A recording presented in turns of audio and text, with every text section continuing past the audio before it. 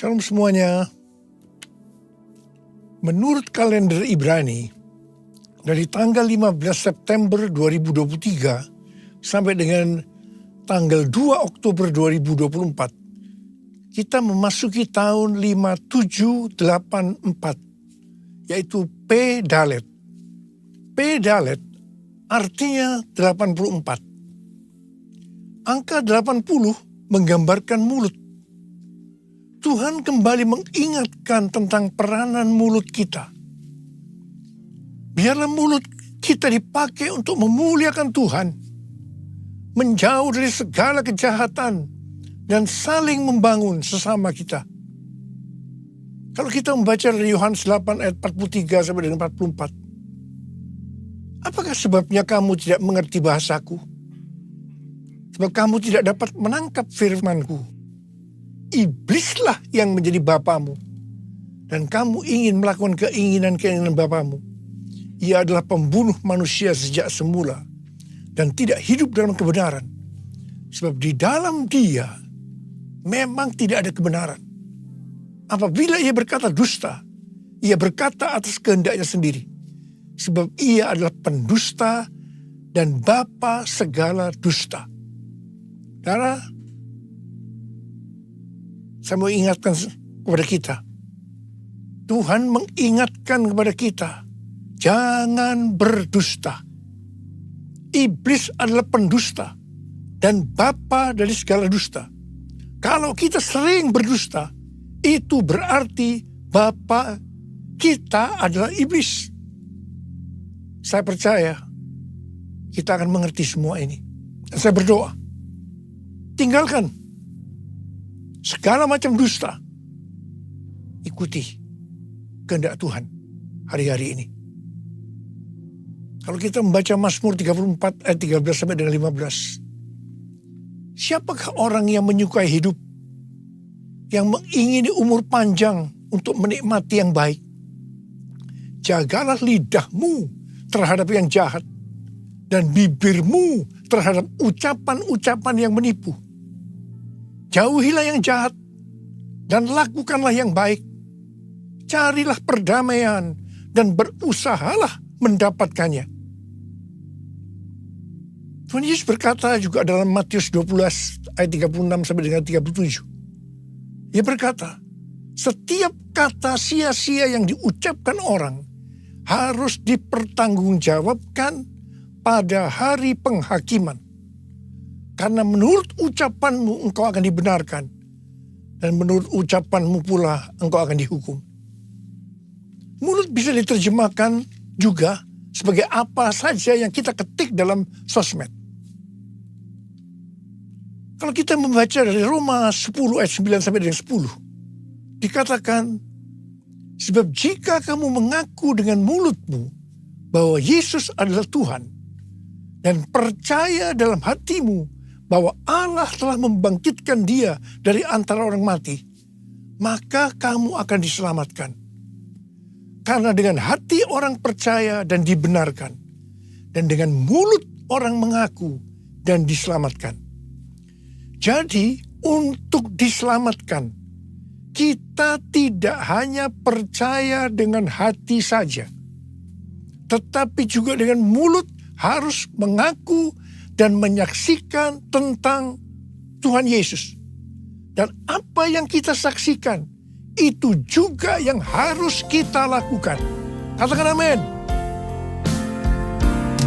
Mulutku penuh dengan pujian kepadamu, ya Yesus Tuhan. Sepanjang hari ku beri penghormatan kepadamu, ya Allahku. Kepadamu, ya Allahku. Pada tanggal 5 Agustus 2023, waktu MDPJ bulan Agustus, pagi harinya saya masuk saat teduh. Biasanya saya membaca Alkitab dari Perjanjian Lama, Perjanjian Baru, Mazmur, dan Amsal. Di sini Tuhan berbicara kepada saya melalui Mazmur dan Amsal. Saya tahu ini pesan yang sangat kuat buat kita semua. Mazmur 27 ayat 14 berkata, nantikanlah Tuhan, kuatkanlah dan teguhkanlah hatimu. Ya, nantikanlah Tuhan. Amsal 20 ayat 22 berkata, janganlah engkau berkata, aku akan membalas kejahatan. Nantikanlah Tuhan, Ia akan menyelamatkan engkau. Pesan Tuhan kepada kita ini, nantikanlah Tuhan. Itu berarti kita hanya berharap kepada Tuhan.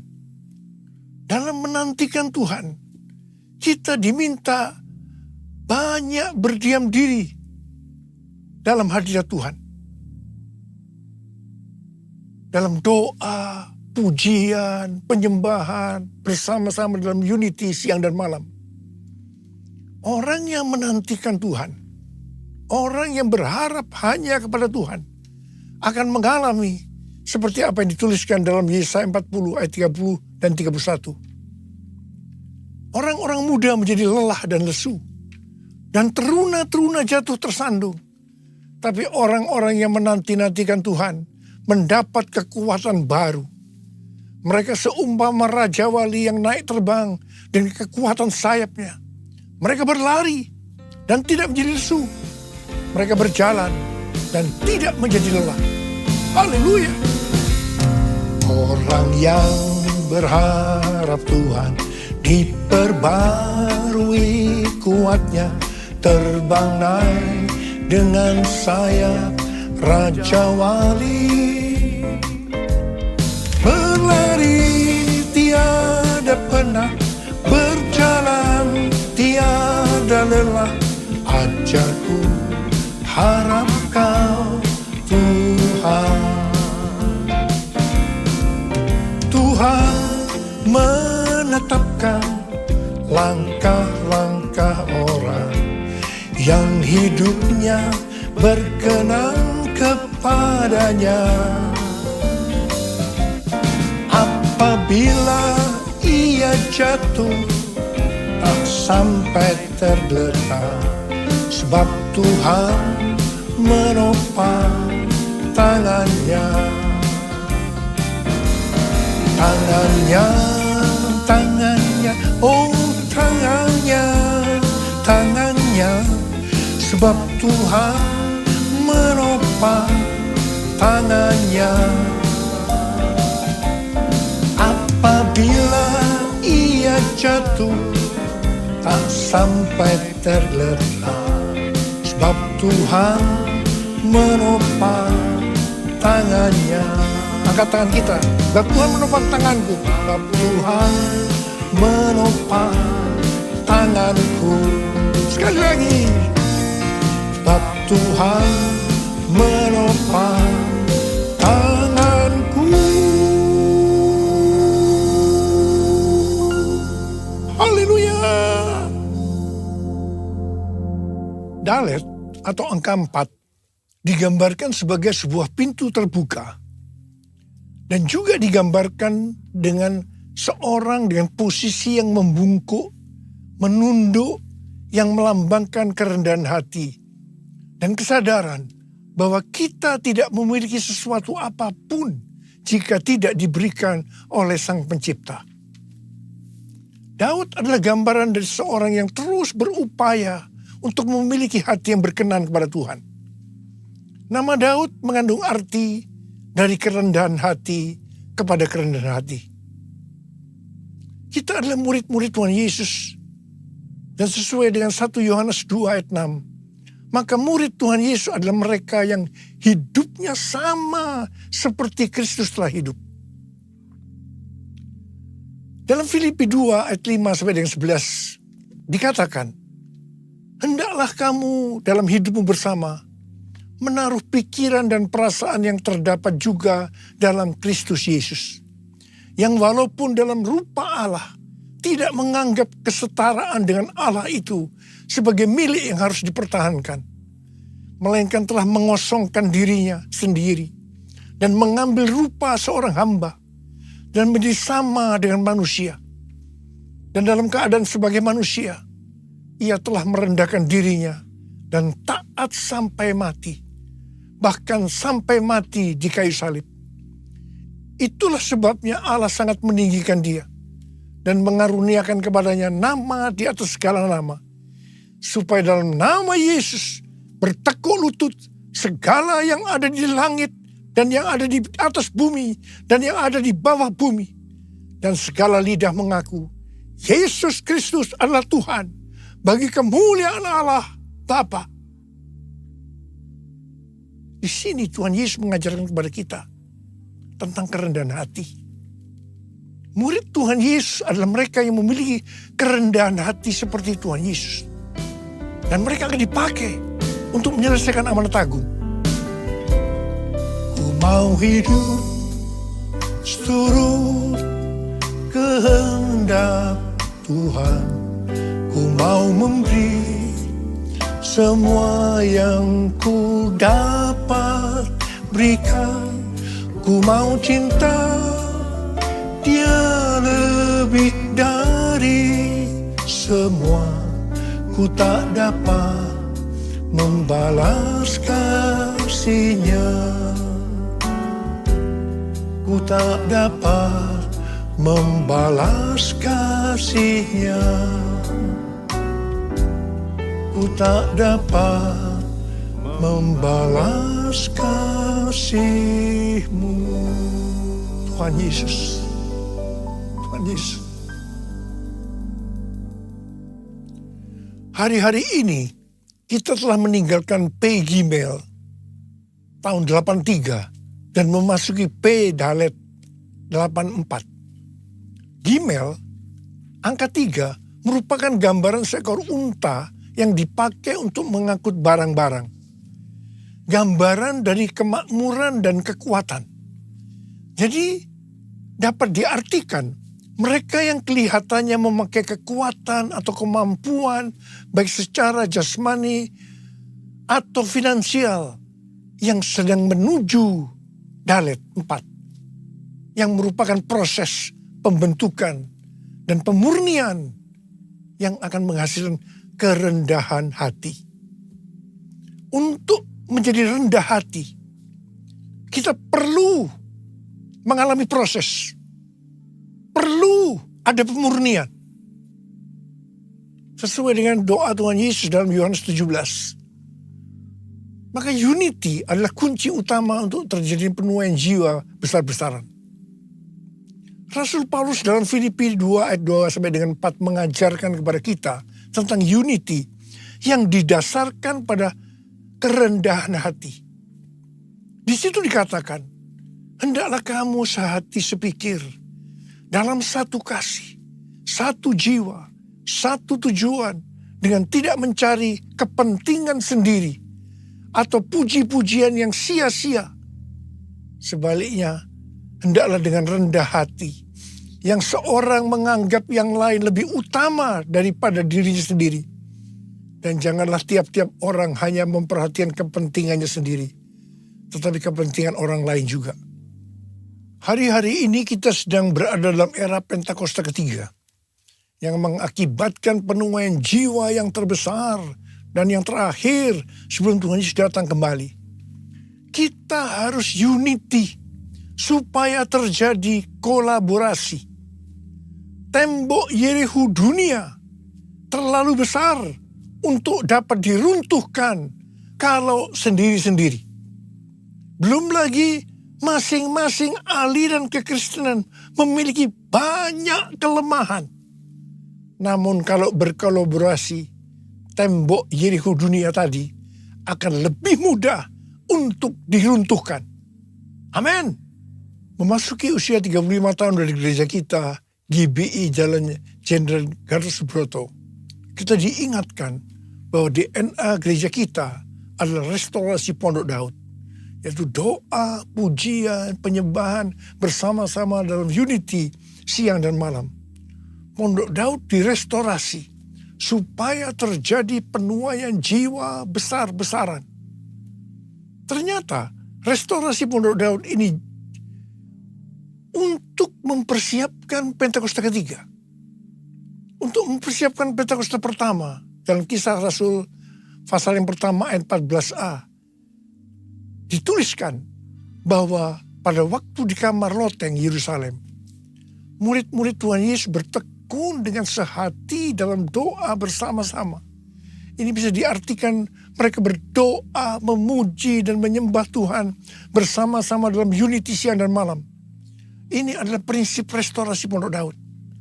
Hal yang sama terjadi pada waktu Pentakosta kedua di Azusa Street Revival tahun 1906. Tahun 2009 Tuhan berbicara kepada saya bahwa sebelum kedatangannya yang kedua kali, maka akan ada pencurahan Roh Kudus besar-besaran. Ternyata tahun 1909, William Seymour, hamba Tuhan yang dipakai di Azusa Street Revival, bernubuat bahwa 100 tahun ke depan akan terjadi pencurahan Roh Kudus yang dahsyat, melebihi yang terjadi di Azusa Street.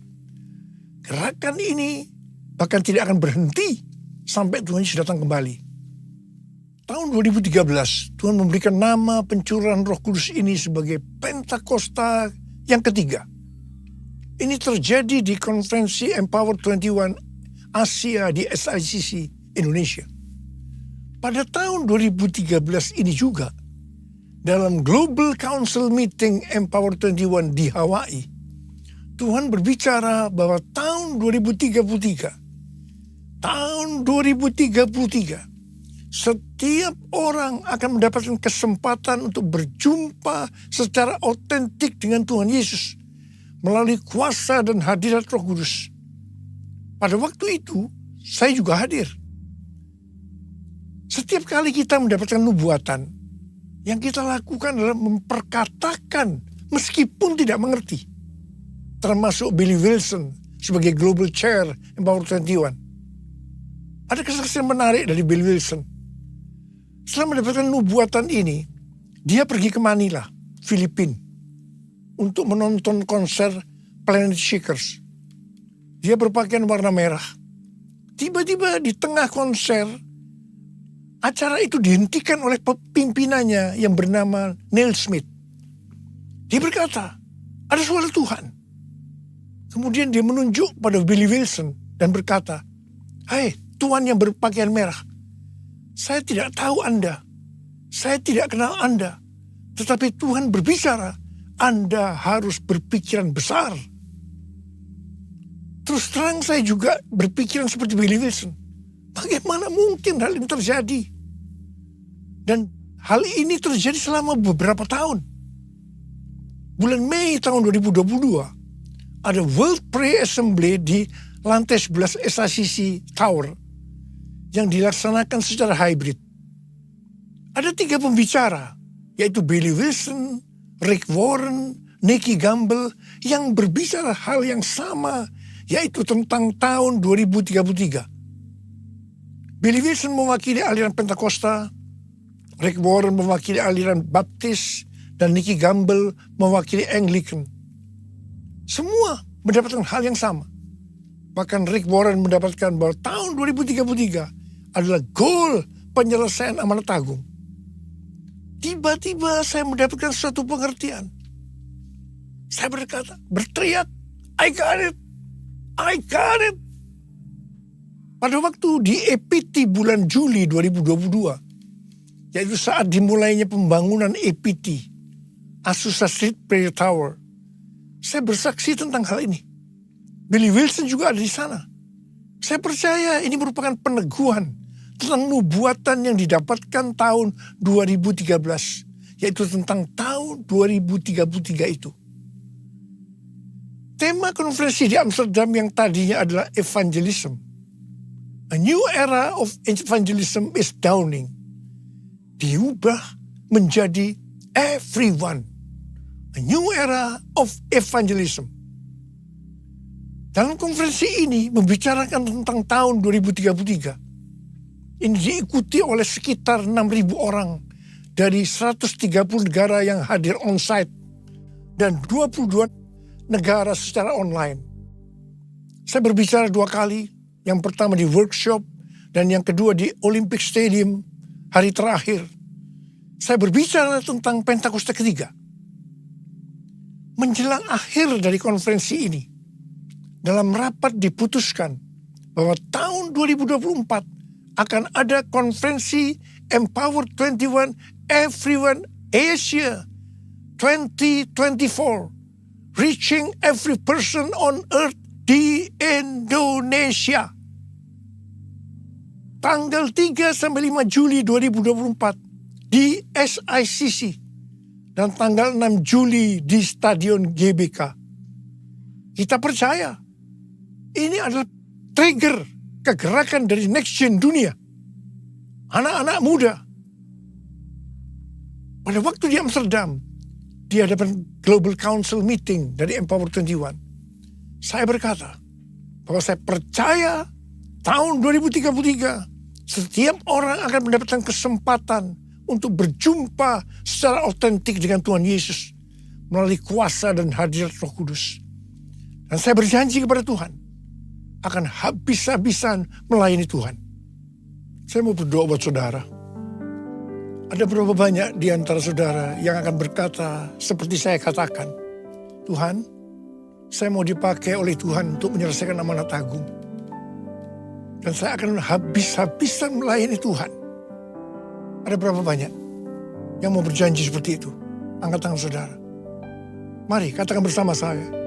Come Holy Spirit, fall in this place. I need more and more of you. Fill me again with the power of your Spirit.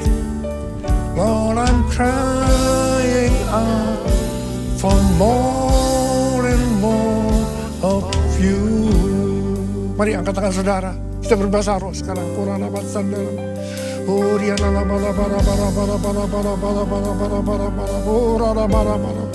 Tuhan, curahkan rohmu. Curahkan rohmu, urapi kami Tuhan. Urapi kami semua. Urapi kami ya Tuhan. Urapi untuk menyelesaikan amanat agung. Kami akan habis-habisan melayani Tuhan. Urapi kami. Urapi kami. Curahkanlah kuasa-Mu Tuhan. Mujizat terjadi di tempat ini. Curahkanlah kuasa-Mu Tuhan. Mujizat terjadi sekarang ini. Sekali lagi katakan. Curahkanlah kuasa-Mu Tuhan. Mujizat terjadi di tempat ini. Curahkanlah kuasa-Mu Tuhan. Mujizat terjadi sekarang ini. Mujizat terjadi sekarang ini. Mujizat terjadi sekarang ini. Sekali lagi. Mujizat terjadi sekarang ini.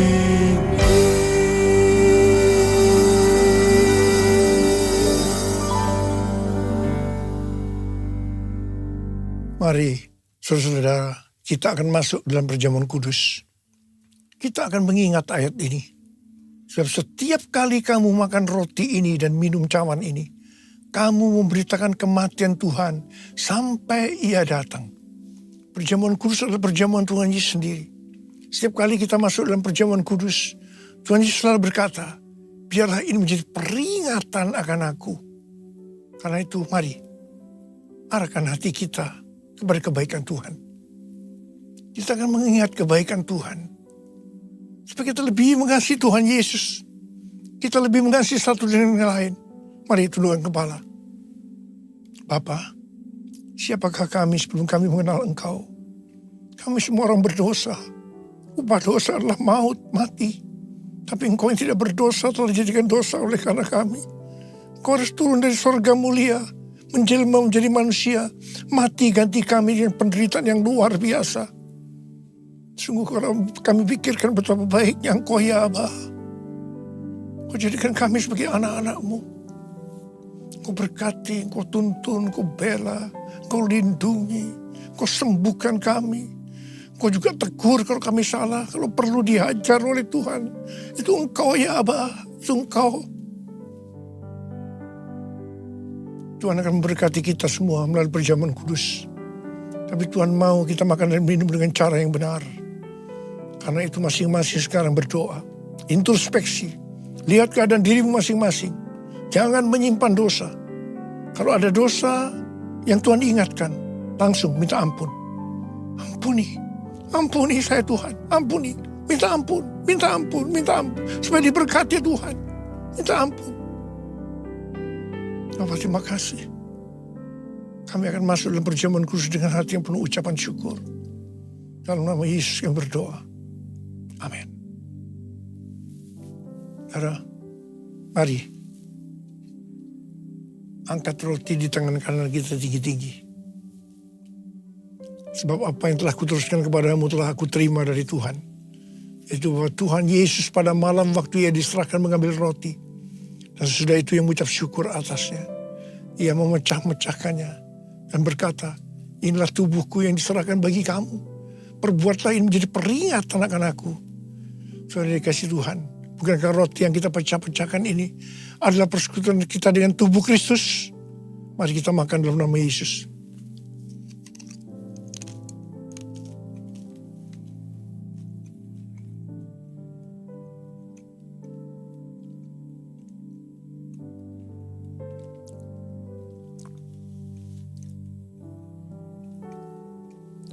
Angkat cawan di tangan kanan kita tinggi-tinggi.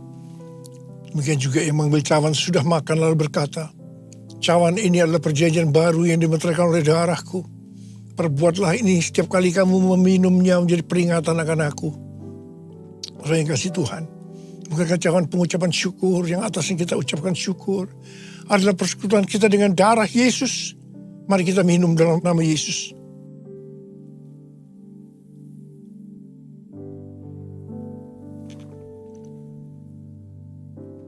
Angkat tangan kita di hadapan Tuhan. Ucapkan syukur dan terima kasih dengan suara. Jangan diam. Tuhan terima kasih. Terima kasih ya Tuhan. Terima kasih. Terima kasih ya Tuhan. Terima kasih ya Tuhan. Terima kasih. Oh radar bara bara bara bara bara bara. Oh rialala bara bara bara bara bara bara bara bara bara. Tuhan, Kau menyembuhkan yang sakit. Kau menyembuhkan yang sakit. Ya Tuhan, ya Tuhan. Tuhan, terima kasih. Kesembuhan terjadi. Terima kesembuhan. Terima. Terima kasih Tuhan. Oh, orang yang terikat dibebaskan. Oh, yang susah dihiburkan oleh Tuhan. Tuhan memberikan bagi kita pengharapan yang baru. Terima kasih, terima kasih, terima kasih, terima kasih. Terima kasih, Yesusku. Terima kasih, Yesusku. Puji syukur hanya bagi Tuhanku. Terima kasih, Yesusku. Terima kasih, Yesusku. Puji syukur hanya bagi Tuhanku.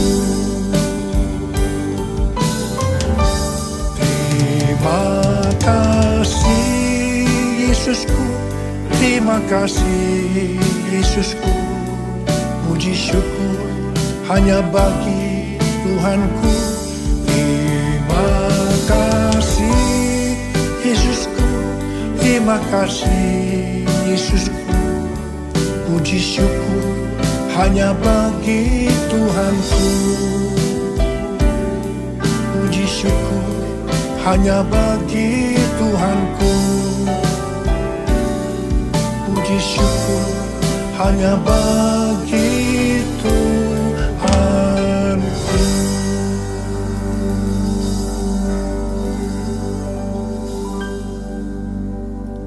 Terimalah berkat Tuhan. Kasih karunia yang berlimpah-limpah daripada Allah Bapa dalam Anak yang tunggal Yesus Kristus. persekutuan yang manis dengan Roh Kudus menyertai kita semua mulai hari ini. Sampai Tuhan Yesus datang menjemput kita di awan-awan dan bahkan sampai selama-lamanya. Yang percaya bersama-sama katakan, amin.